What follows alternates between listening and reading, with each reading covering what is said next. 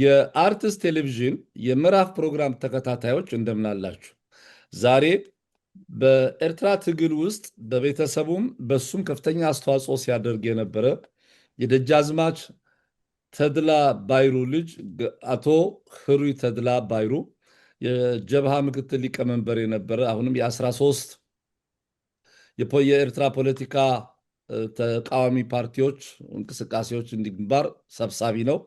ከተማሪዎች እንቅስቃሴ ጀምሮ ከፍተኛ ትግል ሲያደርግ የነበረ ከእድሜው እንግዲህ ሩቡን ብቻ የወጣትነት ዩኒቨርሲቲ እስኪገባ ያለውን ህይወት እንጂ ሌላውን በትግል ያሳለፈ ነው።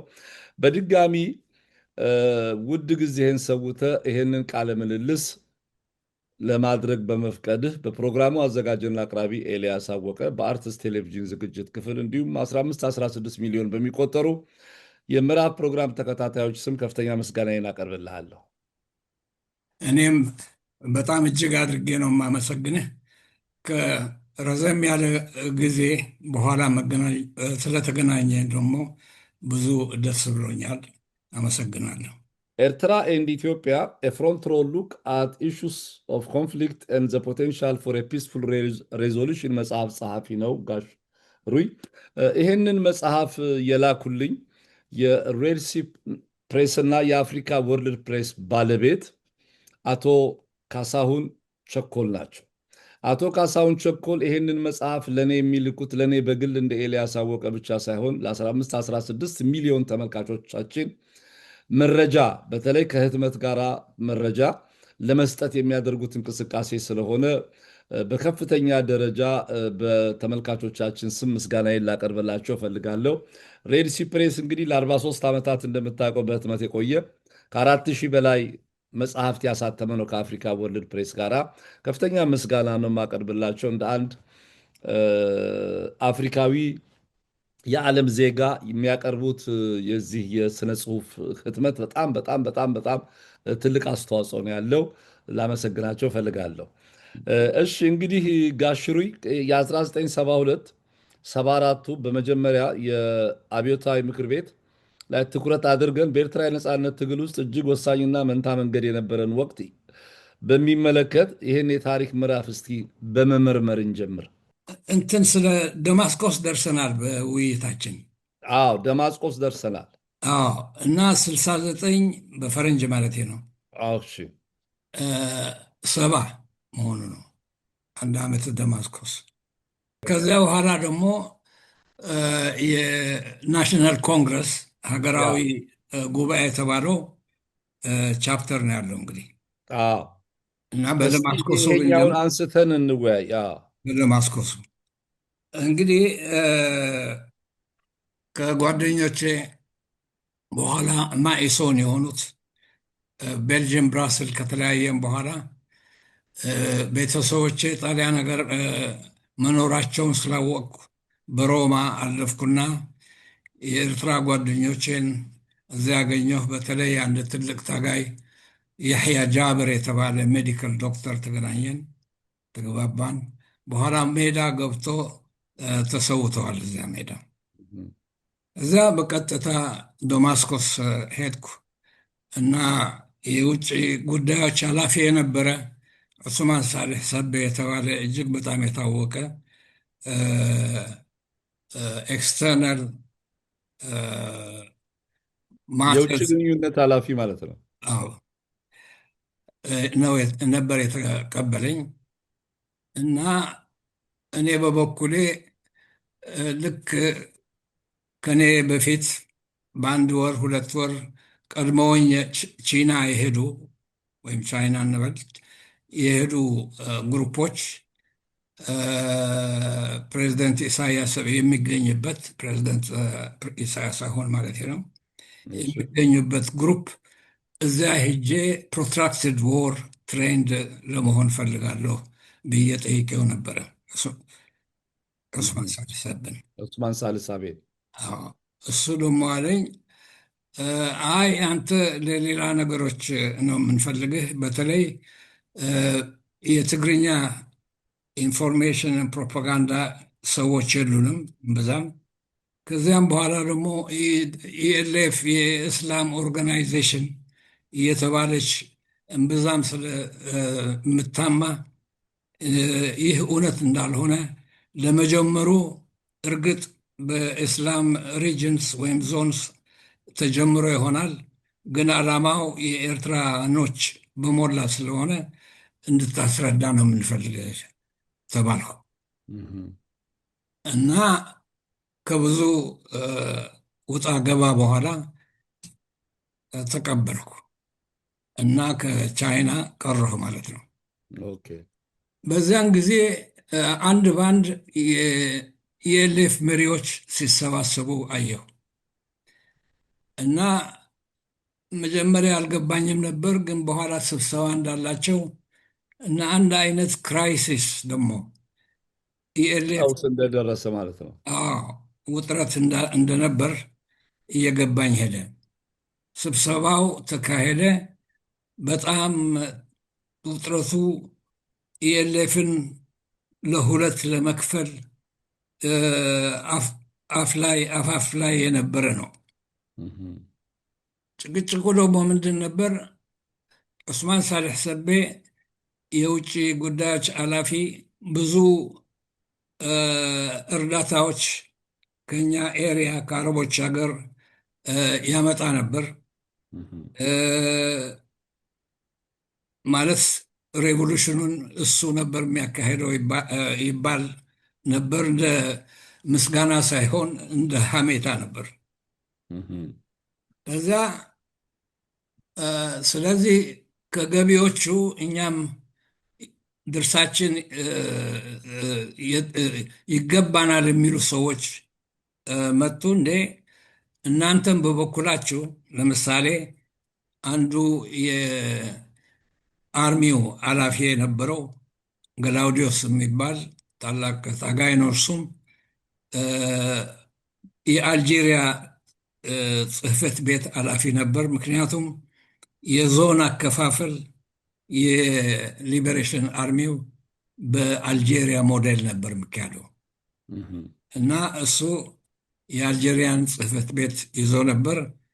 የእሱ ቦታ ግን ከሰላ ሱዳን ነበር። ምክንያቱም አርም ስትራግሉን የሚያካሂደው ዳይሬክትሊ እሱ ስለነበር ማለት ነው። እንግዲህ ወደ ሁለት ጎራ ተከፈሉ እና ዌስተርን ሎውላንድ የምንለው ዞን ኤርትራ ውስጥ እዚያ የነበሩት ዞኖች ሁሉ ሼክ እድሪስ መሐመድ አደም እና ከገላውዲዮስ ጋር ለሁለት ጎራ ተከፈሉ። ሼክ እድሪስ መሐመድ አደም የአቁርደት ባርካ ሰው ነው። እሱ ፕሬዚደንት ነው የኤልኤፍ። ገላውዲዮስ ደግሞ እንዳልኩት የአርም ስትራግሉ ኃላፊ ነው እና ዌስተርን ሎውላንድ ከከረን ወደታች ሳህሉን ሁሉ ጨምረህ በዞን አባባል ደግሞ ሁለተኛና አንደኛ ዞኖች ከሼክ እድሪስ መሐመድ አደም እና ገላውዲዮስ ጋር አዘነበሉ።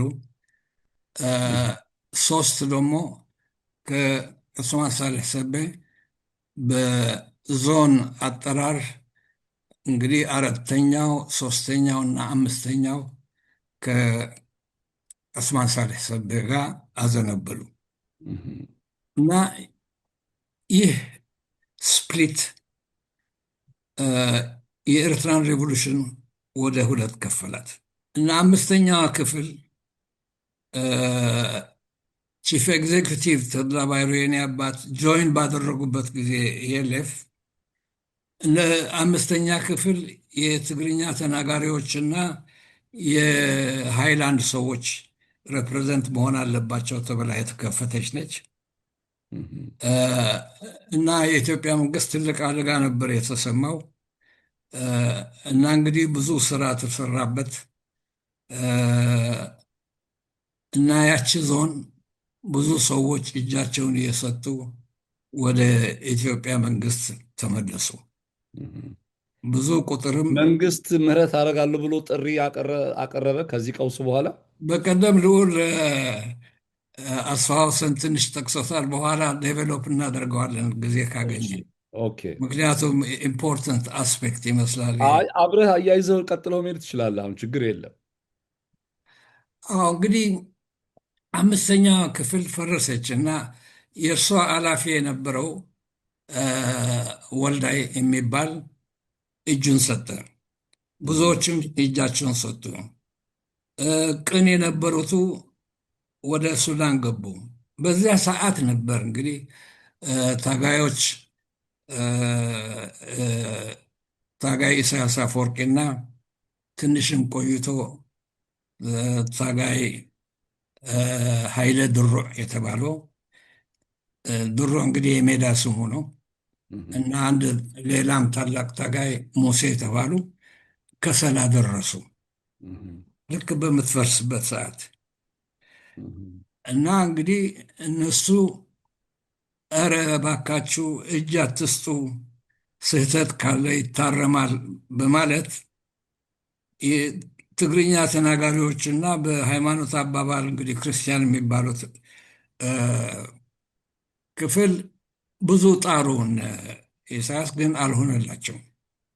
የቀሩ ነበሩ፣ ግን አብዛኛው ያቺ አምስተኛ ክፍል ተፈረከተች እና እንግዲህ በንጉሠ ነገሥቱ መንግስት እ፣ ውስጥ ትልቅ እርጋታና ደስታ ፈጠረ። ተስፋም ሰጣቸው። ምናልባት ይሄ አረብ ስትራግል ሊፈርስ ይሆናል የሚባል። ከዚያ በኋላ እኔ ደማስቆስ በነበርኩበት ጊዜ ከአምስተኛ ክፍል ዞን የተበታተኑ እስከ 100 ድረስ የሚሆኑ ቁጥር ደማስቆስ መጡ። እኔም ብዙዎቹን እዚያ አገኛቸው እና እንግዲህ ሪትሬኒንግ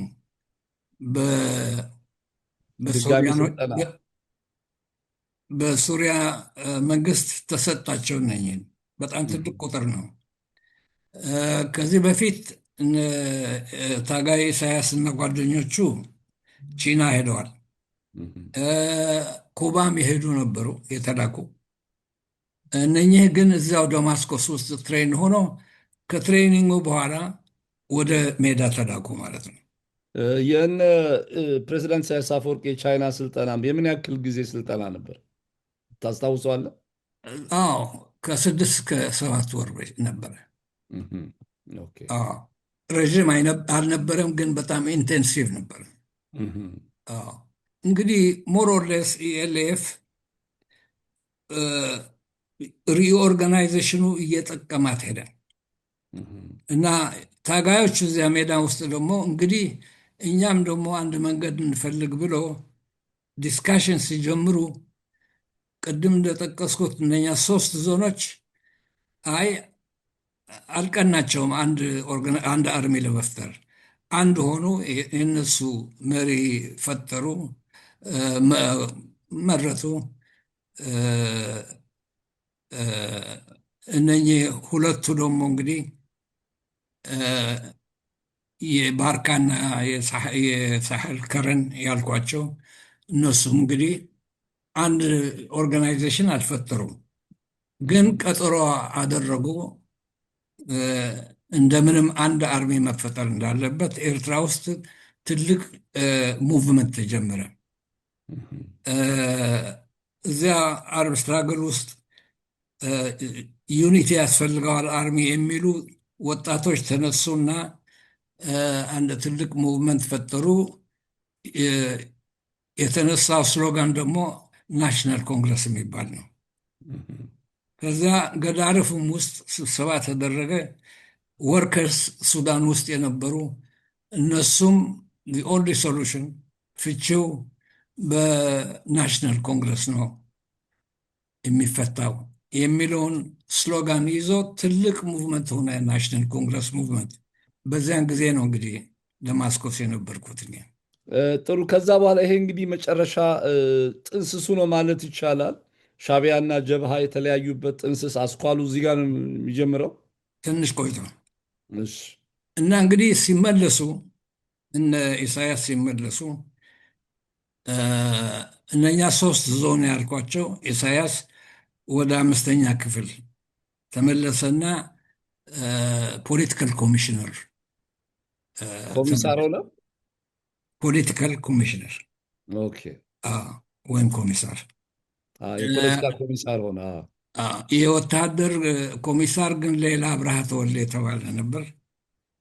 3ኛው ደግሞ ከዚያ በኋላም የኤልኤፍ ታላላቅ መሪዎች የሚባሉት አብደላ ድሬስ የተባለው ደግሞ እዛች አምስተኛ ክፍል ሪኦርጋናይዝ ሆነች። አምስተኛ ክፍል እንግዲህ ግን እንቅስቃሴው ለዩናይትድ አርሚ አዶብሃ በተባለ ቦታ ናሽናል ኮንግረስን ከማድረግ ይልቅ መጀመሪያ ሰራዊቱ ዩናይትድ ይሁን በሚባል አዶብሃ በተባለ ቦታ 6869 ትልቅ ኮንፈረንስ ተደረገ እና 38 ሰዎች ተመረጡ። ሊደርሽፕ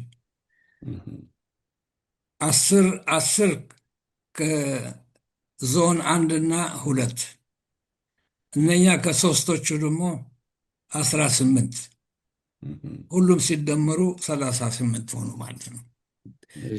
ይህ እንግዲህ ትልቅ ተስፋ ተጥሎበት የነበረው ኦርጋናይዜሽን ትንሽ ሳይቆይ በውስጡ ደግሞ እንደገና መበታተን ጀመረ። ለምሳሌ የማሳዋ ልጆች ወይም የ4ኛ ክፍል የነበሩት መታሰር ተጀመረ።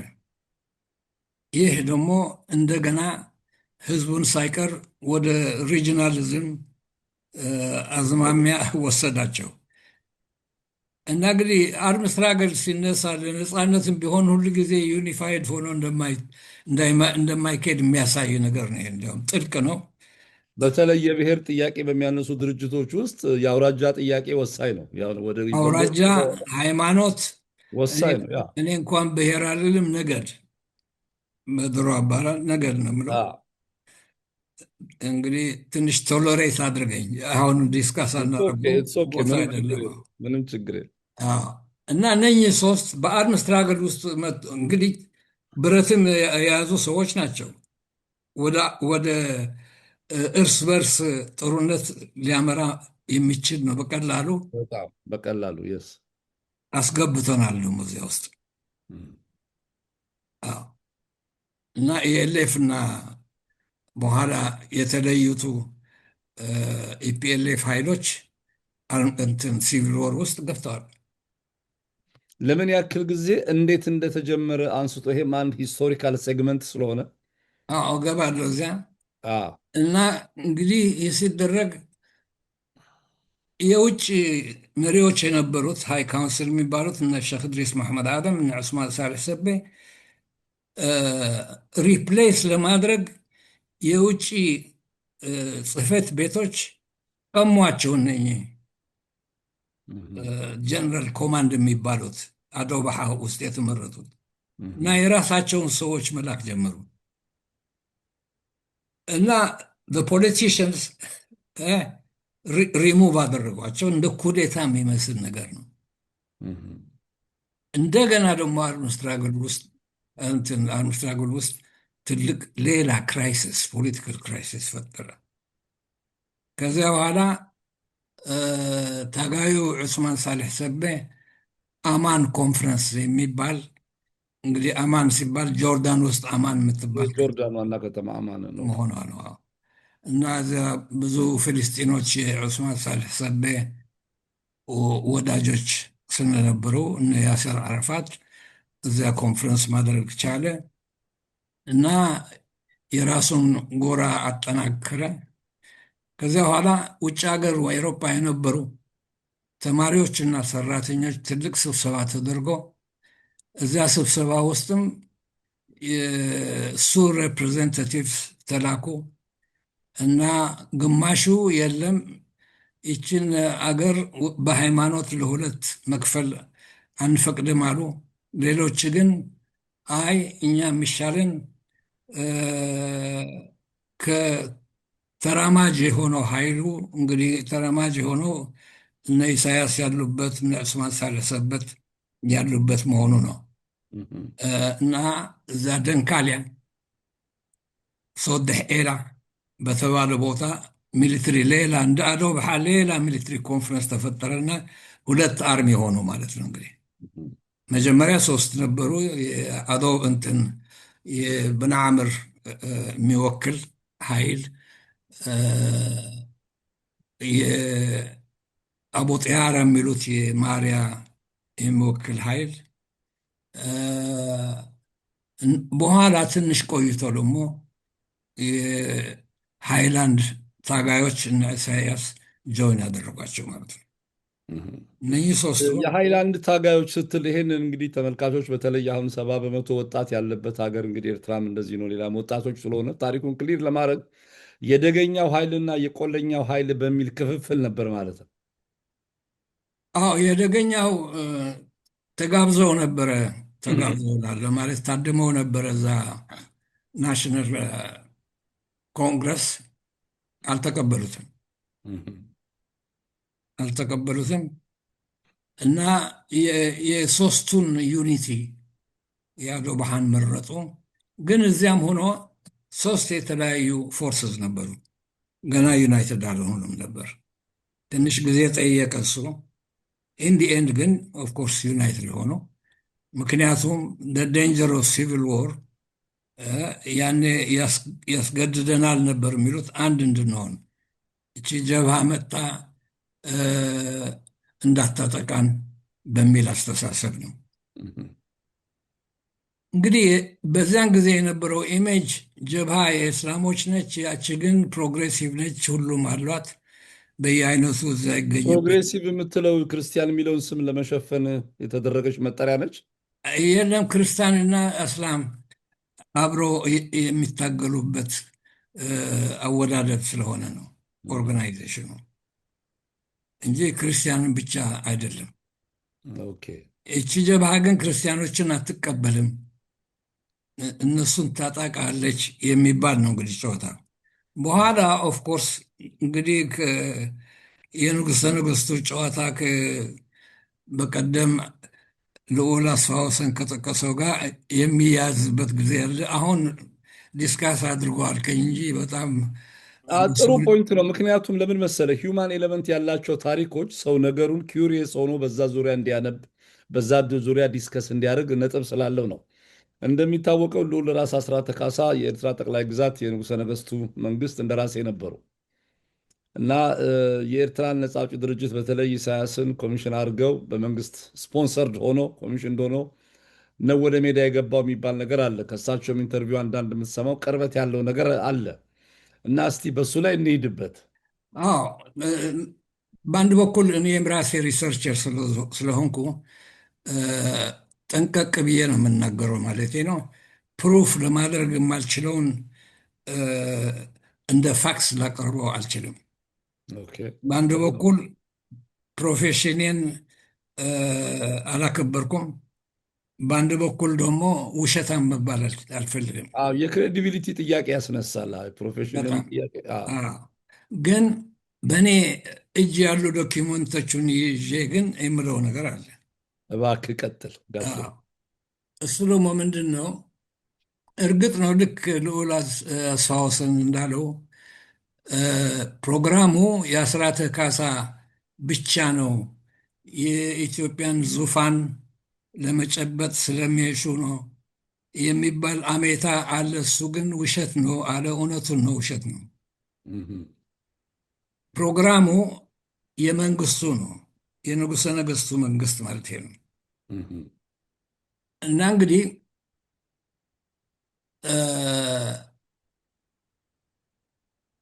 ኢሳያስ አርምስትራግሉ ከሰላ ሲመጣ ለምሳሌ 6-7 ገደማ በኢትዮጵያ መንግስት የተላከ ነው ተብሎ ተጠርጥሮ አያውቅም። ሚሽኑ በጥንቃቄ ስለተያዘ ነው። የለም እሱም በጣም ጎበዝ ሆኖ እነኛን እጃቸውን መንግስት ለንጉሠ ነገሥቱ መንግስት ለመስጠት የሚፈልጉ ኧረ ተው እያለ እና ሞቢላይዝ አድርጎ ትግላችን እንቀጥል የሚል ሰው ነበር። እንግዲህ ወል ምናልባት እኮ በመንግስት በኩል ለሁለቱ የሚሰራ ከሆነና የኢትዮጵያ መንግስት ድጋፍ ከነበረው ሀሳቡን መሸጥ የሚችለው በዚህ መንገድ ብቻ ሊሆን ቢችልስ? ከነበረ የሚያሳየውም ነበር ነው የሚለው። እንግዲህ በጣም ጥንቁቅና አስተዋይ ሰው ነበር ማለት ነው። አዎ በቃ ጥሩ ሰላይ ከሆነ ራሱን መደበቅ መቻል አለበት። ለጠቅላላ ለሰፊው ኤርትራዊ ታጋይ የሚሆን ሀሳብ ማምረት ነበረበት ነው። ግን 74 ገደማ ወዲ ጆርጆ የሚባል አብሮ አደግ ነው በኢኤልኤፍ ታጋዮች ከሃይላንድ አስረውት እኔ ዘንድ አመጡት። ያኔ እንግዲህ የኢኤልኤፍ ኃላፊ እኔ ስለነበርኩ ማለት ነው። ፕሬዚዳንቱ ውጭ ሲሆን እኔ ምክትልና አክቲንግ ነህ አንተ። ኦኬ። የፖለቲካል ቢሮ ኃላፊ ስለነበርኩ እንግዲህ በሱ ስም ነገሩን የምመራው እኔ ነኝ እና ከሌሎች ጋር ይህንን ወደ ጆርጅ መጀመሪያ ነገር ደነገጥኩ። አብሮ አደጌ ነው። ሁለተኛ በጣም አቅም የአእምሮና የችሎታ አቅም ያለው ሰው ነው። አስተዳዳሪ በጣም ጥሩ ስም ያፈራ ሰው ነው እና እሱ እንግዲህ ፋክቶቹን የሚለው እሱን ኢንተርቪው አድርገነው ሬኮርዱን አድርገነው የሬኮርዱ ትራንስክሪፕት ከኔ ጋር አለ። ትራንስክሪፕቱ ኦኬ። ያቺ ቴፕ ሬኮርዷ ግን እስካሁን ድረስ ተስፋ አልቆረጥኩም፣ ግን አላገኘኋትም። ብዙ ቴፖች አሉኝ፣ እየመረመርኩ ነው፣ እየፈተሽኩ።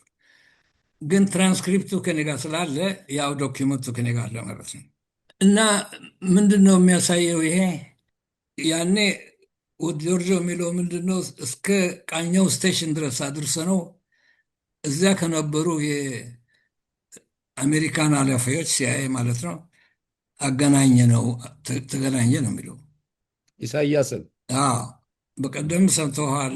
ልዑል አስፋውስን ተገናኝተዋል እዚያ ከአሜሪካኖቹ ጋር ብለዋል። እንግዲህ አሁን አንዱ ከአሜሪካኖቹ ጋር የተገናኙበት ያው ሚሽን ለመቀበል ነው። አሁን ይሄ ወዲ ጆርጂዮን ካረጋገጠ ወዲ ጆርጂዮ ምንድን ነው የሚለው እንግዲህ አንተ በርታ፣ እኛ ብረት እንሰጣለን፣ ሰዎች ደግሞ እንልክልሃለን እና የራስህን ኃይል ፈጥረህ ያችን ጀብሃ ቻሌንጅ አድርጋት ነበር መልእክቱ ነው የሚለው ወዲ ጆርጂዮ። ስለዚህ የሲአይኤ ወይ የአሜሪካ ቃኛው ስቴሽን የነበሩ አሜሪካኖች በእስልምና እምነት ተከታይ ዶሚኔት የሆነችዋን ጀብሃ እዛ ላይ አንጃ ፈጥሮ ኢሳያስ ሌላ የፖለቲካ ፓርቲ እንዲፈጥር ወይም ትጥቅ ትግሉ እንዲያዳክም ነው። አዎ አሁን እያነበብኩ አይደለም የምናገረው ያለው፣ ግን ሳመራይዝ አድርጌ ስናገር መልእክቱ ምንድን ነው?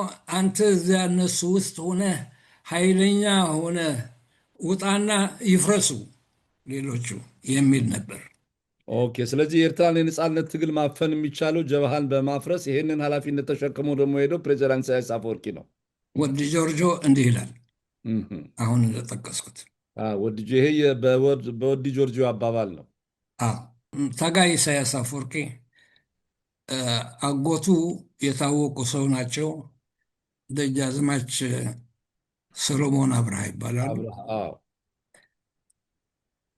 እንግዲህ ማን አለ እንዴት ታዲያ እዚያ ጀብሃ ውስጥ ገብቶ አንድ ሰው የተላከውን መልእክት አፍራሽ የሆነውን የተላከውን መልእክት ሊተገብር ይችላል የሚባለው ልጃዝማቹ ጎበዝ ሰው አለኝ ብሎ ይሆናል። ምክንያቱም እዚያ ወሎ አገር ገዢ ሆኖት እንደራሴ ሆነዋል። እንግዲህ ሬቮሉሽን ኤርትራ ውስጥ አንዱ፣ ሁለተኛ ደግሞ ወሎም ሸፍተው ነበር። ሬቮሉሽን ብቻ ነው የሚፈጥረው። ሶስተኛ ደግሞ እንግዲህ ዩኒቨርሲቲ አዲስ አበባ ነው እንደተባባል ነው እኔ እናንተ ከዚህ አስቀድመን እና ከዚያ በኋላ ደግሞ እሱ ጋር የመጡ ብዙ ወጣቶች ይገደላሉ። ለምን ሲባል ሲአይኤዎች ስለሆኑ። አንድ መለስ የተባለ ለምሳሌ የወንድሜ ጓደኛ ወይም ደግሞ እንዲሁ ምክንያት እየተፈደ እንዴት እየመረጠ እንዴት አውቋቸው ነው እየተባለ ብዙ ውስጣችን የጥርጣሬ የሐሜታ አባባል ነበር። ግን የተጨበጠ ነገር አልነበርም ወዲ ጆርጆ እስኪመጣ ድረስ ማለት ነው። እዚህ ጋር ግን ቆይ እንደው አንዴ ሊያዝህና ፕሬዚዳንት ኢሳያስ አፈወርቂ ይሄ ሁሉ ከ1966 ዓ ም በፊት በነበረ በጀብሃ እንቅስቃሴ ላይ ነው ይሄን ኃላፊነት ፕሬዚዳንት ኢሳያስ አፈወርቂ ወስዶ ወደዛ ሊገባ የቻለው። በኤርትራ ነፃነት ያለማመን ነው ወይንስ ወደ ድርጅቱ የተቀላቀለው? ምናልባት እንግዲህ በአጎቱ በኩል እነ ልዑል አስራተ ካሳን አግኝቶ ወይ ንጉሠ ነገሥቱ ፈቅደው ለሚሽኑ ሲል ነው ወደ በረሃ የወረደው? ይሄ እንድመልሰው አልችልም። እኔ ግን በደንብ ሲጠና ጉዳዩ ለምሳሌ አንድ መጽሐፍ የሚገባት ኢሹ ነች ይቺ እህ፣ እና ፋክቶቹ ተጠራቅመው ወይም ደግሞ እሱ ራሱ ደግሞ የነበረውን ሲቹዌሽን ካልገለጸ የስፔኩሌሽን ኤሪያ አለች።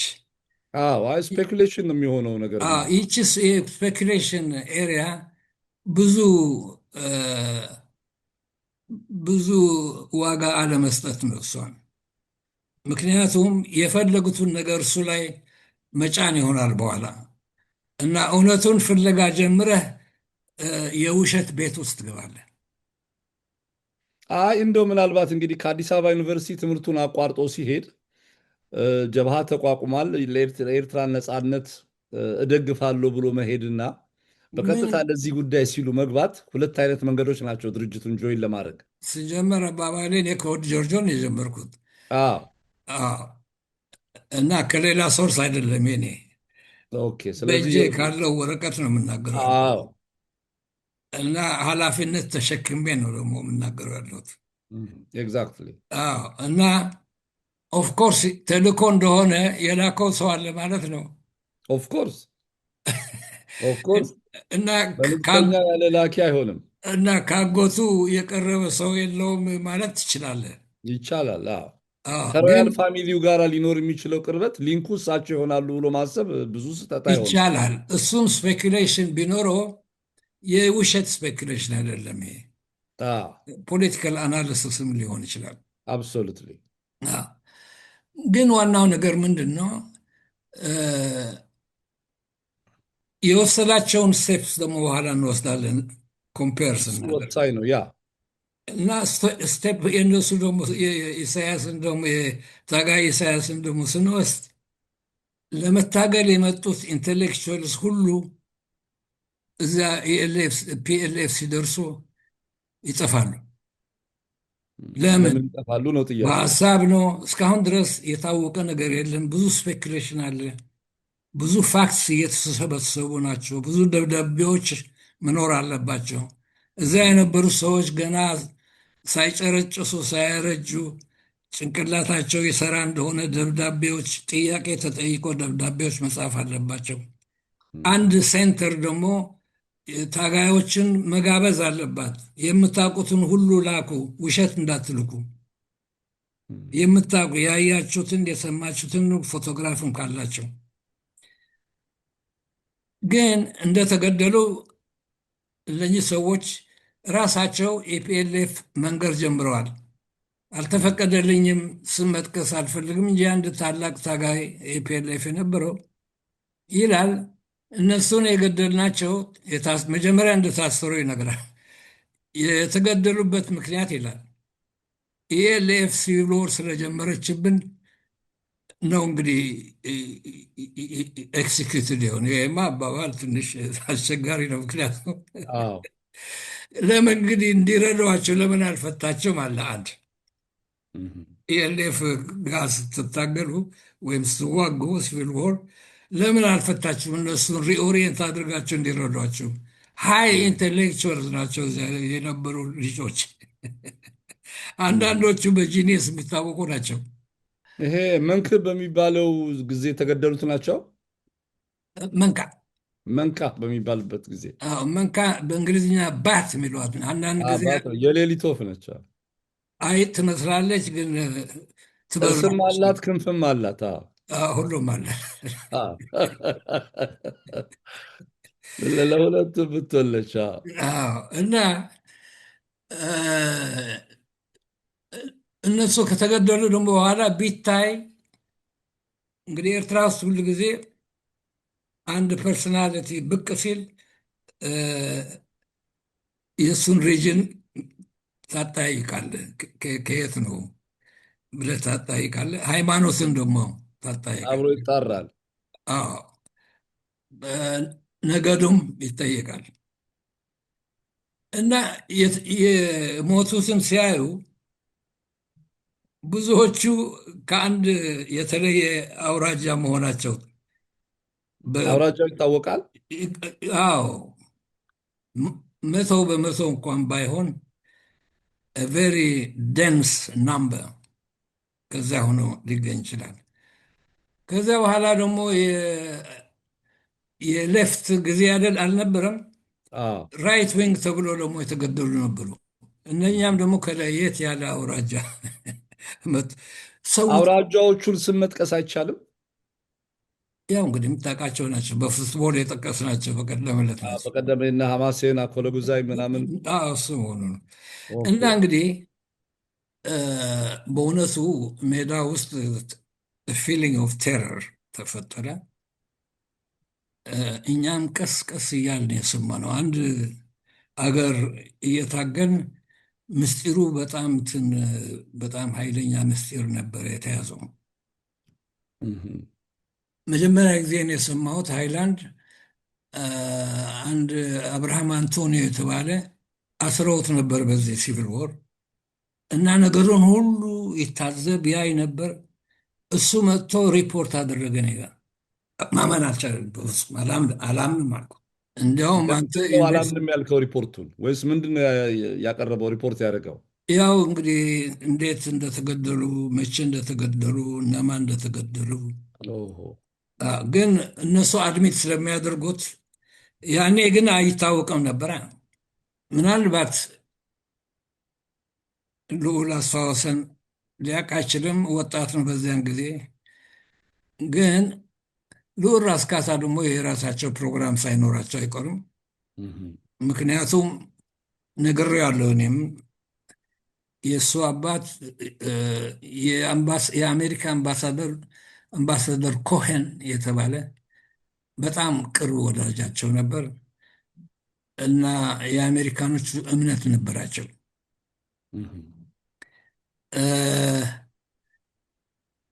የራሳቸው ፕሮግራም እንዳለ ትንሽ ያሳያል። የተጻፉም ነገሮች አሉ። ግን ልዑል አስዋሰን ዲና ያደርጋል፣ ሊያውቅ አይችልም። እስቲ ምናልባት አንዱም እንዲህ አይነት ኢንተርቪዎች በተለያዩ ሰዎች መደረጋቸው ፋክቱን እያጠሩ መሄድ ነው። ዞሮ ዞሮ የኤርትራም የኢትዮጵያም ታሪክ ከሚጻፍበት አቅጣጫ ለብዙዎች መረጃ መስጠት ነው። በተለይ ልጅ ነበሩ ዶክተር አስፋው ወሰን እና ሊያውቁ የሚችሉት ያው በጣም ከተለያዩ ከሚነበቡ ከተሰሙ መረጃዎች ነው። እሱም ውስንነት ይኖረዋል። ምናልባት አሁን አንተ የምታውቀው መረጃ ቢኖር ለእሳቸው መረጃ እኮ የሚሞላ ሊሆን ይችላል፣ ክፍተቱን የሚሞላ ሊሆን ይችላል። እኛ የሚገባን እዚያ ሜዳ እያለን እና ትናንሽ ኢንፎርሜሽን የሚመጡ ለምሳሌ አጎቴ መንግስቱ ኃይሉ ታስሮ የሞተ ነው። እንግዲህ እሳቸው ናቸው ያሰሩት። ልዑል አስራት ብዙ ኤርትራውያኖች እንዲወዷቸው ኢትዮጵያን እንዲወዱ ነበር የሚፈልጉት እንጂ እኛን ታጋዮችን እያፈረሱ ግን የኤርትራ ሕዝብ ልቡ ሸፍቶ እንደሆነ ወደ ኢትዮጵያዊነቱ እንዲመለስ ነበር የእሳቸው ፖሊሲ እና ኤርትራውያኖች ይገደሉ፣ ይገረፉ የሚል ብዙም እንትን አልነበራቸውም። ኢንፋክት ፖለቲካቸው ምንድን ነው? እንደማይሸሹ እኛን እንደማይጠሉ ኢትዮጵያን እንዲወዱ ልባቸውን መልሱላቸው ነበር የእሳቸው እንትን። እንግዲህ እኛም ሶርስ አለን አይደለ?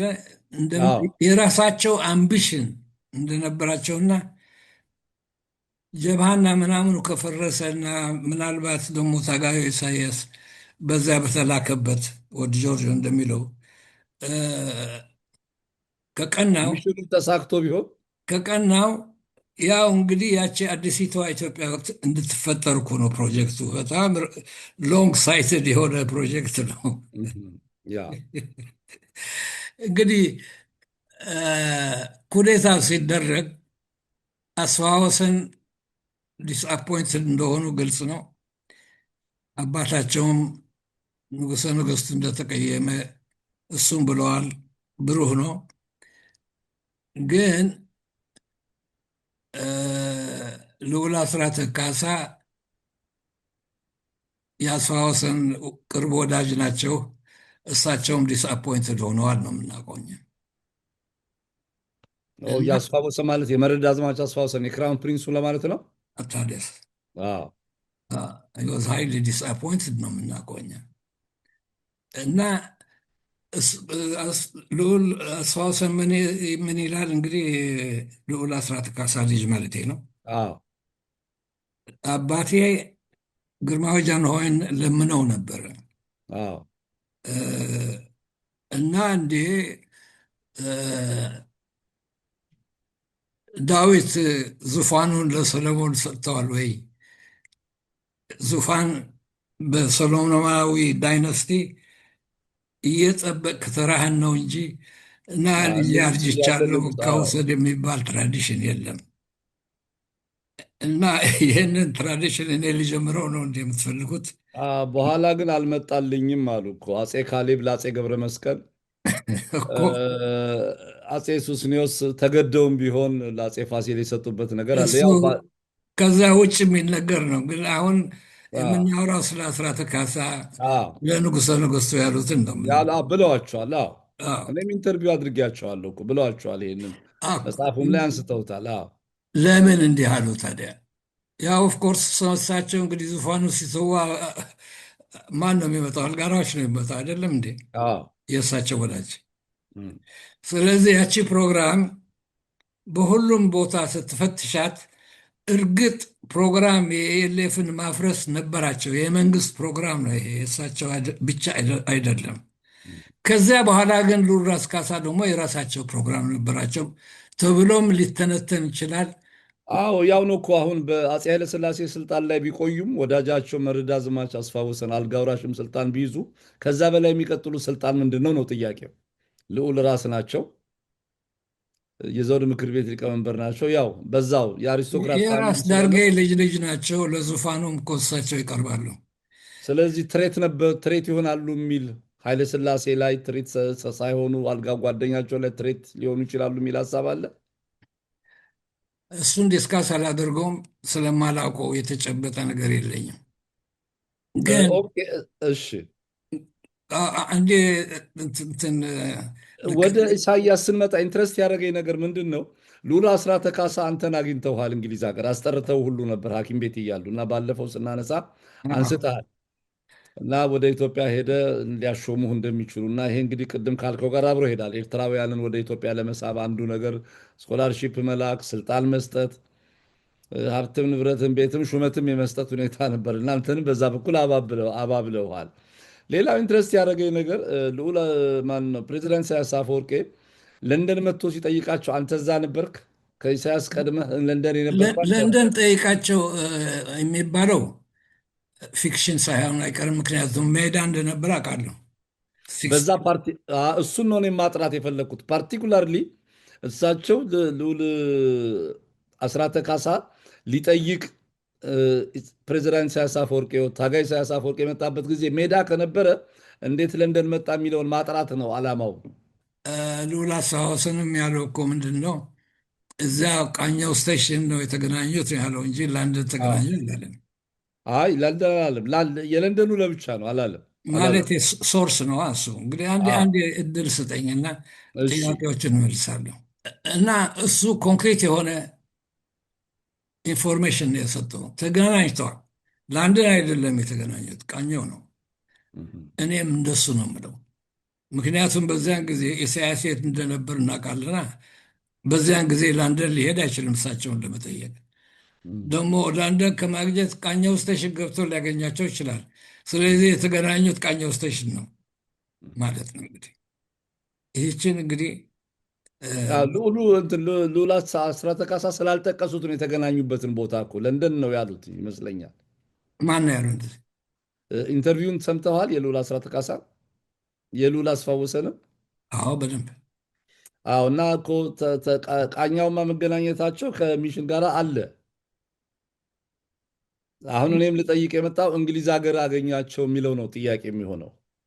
እኔም እኮ እሱን ነው ዲስካስ ማድረጉ ያለሁት። አዎ እና አዎ መጀመሪያ ነገር እሱ ቃኘው ተገናኙ ነው ያለው እንጂ ለንደን ተገናኙ አላለም ልዑል አስፋወሰን። እኔም በበኩሌ የእሱን አባባል ደግፋለሁ።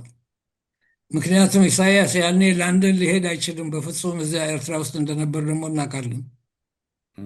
ስለዚህ ለንደን ተገናኙ የሚባለው በሰዎች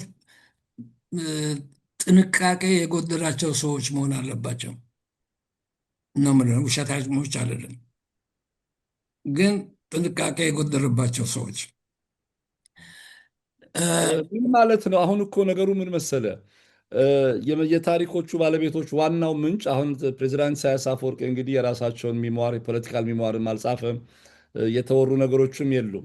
ኖርማሊ ሚሽን ተሰጥቶት ወደ ጀብሃን ሊያፈርስ ከቃኛው ስቴሽን ጋር አሁን በአንተም መረጃ ወደ ጆርጂዮ በሰጠው ነገር ላይ ካለ በትክክል የት ቦታ እንዴትና መቼ እንጂ ልዑል አስራተ ካሳና ኢሳያስ አፈወርቂ ተገናኝተዋል። ብለናል እኮ ቃኘው ስቴሽን። ኤግዛክትሊ ኦኬ። ስለዚህ አንተ የምትለው እንግሊዝ ሀገር ኢሳያስም ሊወጣ አይችልም፣ ያኔ ሜዳ ነው፣ ለንደንም አልተገናኙም ነው። ልዑል አስዋሰን እንዲህ አለ፣ ቃኘው ነው የተገናኙት። እኔም ደግሞ የእሱን አባባል ደግፋለሁ ነው የምለው ያሉት። ኦኬ እሺ። አንተ ለንደን አገኘሃቸው ታመው የነበሩ ጊዜ አስጠሩህ? 66 ብያለሁ በቀደም ዕለት፣ ግን ባለፈው አንስተናል። 67 ሳይሆን አይቀርም። ኦኬ ጊዜው ስለተራዘመ ትንሽ ትንሽ የሚረሱ ነገሮች አሉ እና ከዚያ በፊት ግን ብዙ ጥያቄዎች እኮ ነበር የጠየቀኝ። እኔ ኢንትረስት ያደረገኝ ምኑ መሰለህ ይጠራሉ ብዬ ያሰብኩት አንደኛ ነገር ፕሬዚዳንት ኢሳያስና የልዑል አስራተ ካሳ ቃኛው ስቴሽን መገናኘትና ከኢትዮጵያ ውጭ መገናኘት የተለየ ትርጉም አለው። ወዳጅነታዊ ትርጉምም ፖለቲካዊ ትርጉምም አለ፣ የተለየ ማለት ነው። ዘጋናት እኮ እሷን። አይ ኖ ከጠየቅኩ አንዱ ማለት ነው። ግን እየቆየን እንደገና እንከፍታለን። ተዘግታለች እቺ። ጥሩ። አሁን አንተ እንደምትለው ቃኛው ስቴሽንማ መገናኘታቸው ዜና አይሆንም ብዬ ነው እኔ። መረጃም አይደለም ፎርዛት ማተር። ኢሳያስ እሳቸው ኮሚሽን የሚያደርጉት ከሆነ ያው በኢትዮጵያ መንግስት ይሄደዋል። ሌላው አንተና እሳቸው መገናኘታችሁ ነው። እሱን ነው አንዱ የጠየቁ ጥያቄ። በሹመትም መልሰናል፣ እሱንም መልሰናል። ከዛ ውጭ ባለው ነገር ግን መርዕድ አስፋው ወሰንና ራስ ካሳ ወዳጆ ነው። ልዑል አስራተ ካሳ ወዳጆ ነው። ቀጥሎ ቢመጣም የሚመጣው ለውጥ ከነበሩበት ቦታ ምን ከፍ ሊያደርጋቸው ይችላል ነው አንደኛው ጥያቄ። እሱ ወደ መጨረሻ ነው የምንመልሰው፣ ምክንያቱም የስፔኩሌሽን ኤሪያ ነው እሱ። እሳቸውም እኮ ያነሱታል። አባቴና ቀዳማዊ ኃይለሥላሴ ማነው አያቴና ቀዳማዊ ኃይለሥላሴ ከሁለት ሰው ነው የቆረቡት አለች አንዲት የላስታ ለቅሶ። አንድ ከሚስት አንድ ከወንድም እቆርብሃል አለች። ቃለ መሐላ አድርገዋል በእግዚአብሔር ፊት ማለት ነው። ስለዚህ በዛ በኩል ያለው ነገር የተዘጋ ታሪክ ነው፣ በልዑል ራስ ካሳ ኃይሉ በኩል ማለት ነው። ጥሩ። ይቺ ጥያቄ ወደ ልዑል አስፋወሰን አባባል ወሰደችን እንጂ የኢሳያስ ጥያቄ ነው። እኔ እናንተ የኢሳያስን ጥያቄ ነው እግረ መንገድ ኦንሳይድ ኢሹስ። አሁን አንተን ምክንያቱም በትጥቅ ትግል ውስጥ ከህይወት 75 በመቶ ህይወትን በትግል ውስጥ ያሳለፍክ ሰው የመረጃ ቋት ነህ አንተ። እና አንተ ስትገኝ በጣም ብዙ ጥያቄዎች ይጠየቃሉ። ምክንያቱም የቀሩት ፕራይመሪ ሶርስ አይደሉም። አንተ ፕራይመሪ ሶርስ ነህ፣ ሊቪንግ ቴስቲሞኒ ነህ፣ አንዳንድ ነገሮች ላይ አይ ዊትነስ ነህ። እና አንተ የምትለው ነገር ብዙ ነገር ያጠራል ከሚልም ነው። ከዛ በኋላ በሜዳ ላይ ያለውን እንግዲህ በስፕሊቱ ከመንካ በኋላ ያለውን ነገር ይዘን እንቀጥል። እንግዲህ የመንካው ትልቅ ትራውማ አይደለ? የመንካ ደግሞ ብዙዎች ናቸው። ላርጅ ናምበር ኦፍ ኤሪትሪያን ኤሊትስ ናቸው። ኢንቴሌክቹዋልስ አልልህም፣ ምክንያቱም ኢንቴሌክቹዋል ሲሉ ትርጉሙን በደንብ አይገባኝም። እኔ ኢንቴሊጀንስ የሚባል ይገባኛል። እስከ 12 የጨረሰ እንደ ካድር ሆኖ የሚያገለግል ነው። ይሁደ ምናምን እያለ ኢንቴሌክቹዋል የሚባለው አትሊስት ፊው አርቲክልስ የጻፈ መሆን አለበት። እሱ ራሱ ሌላ ምሁራዊም አካዳሚያዊም ማህበራዊም ፍቺ አለ፣ ወደ ሌላ እንዳይወስደን እንጂ ዊዝ ኢንቴሌክቹዋል ያነጋግራል እንዳልከው። በጣም ማን ነው ኢንቴሌክቹዋል? የሂሳብ ሊቅና እንደናንተ የፖለቲካ ሳይንስ ተማሪ ሶሻል ሳይንስና ናቹራል ሳይንስ የተማረ ላይ እንኳን ክርክር አለ አለ። ሁማኒቴሪያን ሳይንስ ያጠና ነው እንጂ ኢንቴሌክቹዋል የሚባለው አይዲያ የሚያመነጨው እሱ ነው ምናምን። በጣም እና ብዙ ኢንቴሌክቹዋልስ ታርደዋል፣ ተገድለዋል ሲባል እንግዲህ ይህን አባባል አይም ኖት ሹር አገላለጹ ትክክል ነው አይደለም፣ ግን የተማሩ ሰዎች ናቸው። የተማሩ ሰዎች ናቸው። ቁጥራቸውም እምብዛ በዛ። ደግሞ በዚያን ሰዓት ኢትዮጵያ ውስጥ ይሁን ኤርትራ ውስጥ ይሁን ይሄን ያህል የተማረ ተማሪ በፋሽስት ጊዜ ብዙ የተማሩ ሰዎች ተገድለዋል ተገለዋል። አዎ ይሄ እንግዲህ ከጃንሆይ መልስ በኋላ የተማረው ማለት እኮ ነው። መሆኑ እና ትልቅ እንትን ናምበር ነው ሳይዘብል ነበር። አዎ በጣም በኃይል እና እንግዲህ እስካሁን ድረስ ይቺ ነገር ሸክም ነች። ታዲያ እንዴት ኢሳያስ ወይም ታጋይ ኢሳያስ ኢፒኤልኤፍ ውስጥ ስልጣን መጨበጥ ቻለ እሱ ነው ጥያቄው። ያ ሲባል እኛ እንግዲህ በበኩላችን የምንለው ጀብሃ ውስጥ የነበርነው በኋላ ደግሞ ኤርትራን ዴሞክራቲክ ሙቭመንት የምንለው ምንድን ነው? የአሉላ ወራሾች ነው የምንለው እነ ኢሳያስ ማለት ነው። የአሉላ ወራሾች ናቸው። እኛ የምንለው የአሉላ ወራሾች ኪ ቦታዎች ኢፒኤልኤፍ ውስጥ ይዘው እነኚህን ሰዎች መግደል ብቻ ሳይሆን ስልጣኑ ተይዞ በቀጥታ ወደ አስመራ ሲመጡ እንግዲህ የፒኤልኤፍ ስም ገናና፣ ምክንያቱም የፒኤልኤፍ ታጋዮች የመጨረሻውን ሽቦ የነፃነት ይዘው የገቡ ናቸው አዎ እና ስሙ በጣም ገናና ነው እና እዚያ ውስጥ ሆኖ ነው እንግዲህ ኢሳያስ የመጣ ነው። ልክ አስመራ ሲመጡ ግን 2-3 ወር አልቆየም፣ ብዙ ሙከራዎች ተደርገዋል። መፈንቅለ መንግስት፣ ግድያ፣ መፈንቅለ መንግስት እና እንግዲህ ከሱ ጋር የአሉላ የነበሩ ወገኖች ወራሾች የሚባሉት የትግራይ ተወላጅ ኢትዮጵያውያን የሆኑትን እነ ኢሳያስን ነው ወይንስ ብዙ እነሱ በዛ ያለ ቁጥር ነበራቸው? ብዙ መጽሐፍ ተጽፈዋል። ስለዚህ አትሊስት እኔ የማውቃቸው አንድ ብርሃነ አብርሄ የተባለው ሚኒስትር ብለዋል ይህንን። አምባሳደር አንደ ብርሃንም በመጽሐፉ ጠቅሰዋል ይህንን።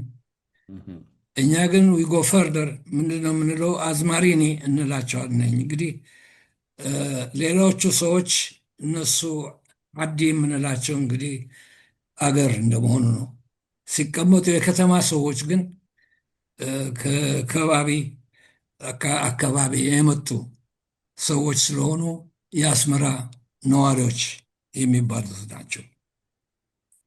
እና ይሄ ትንሽ ወደ ቴዎሪ እና ወደ ጭቅጭቅ ስለሚወስድ ኮንሰንትሬት የሚደረገው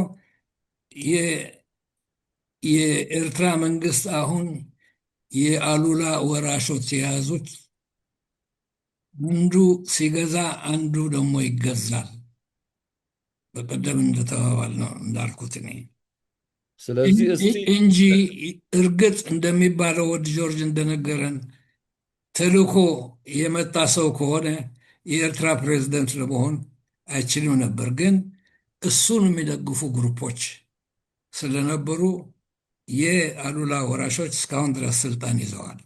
ጋሽሩይ እንደ ሁል ቀን በከፊል ክርክር በከፊል በኮንቨርሴሽናል በሆነ ተሳትፎ ሳይድ ኢሹዎችንም እያነሳን እንዲሄድ የሚያደርገኝ ነገር አንተን ማግኘት ዩአር እንግዲህ ዘ ሙቪንግ ላይብረሪ ተንቀሳቃሽ የዚህ በኤርትራ ፖለቲካ ላይ ቤተ መጽሐፍቱ ነህ ማለት ይቻላል።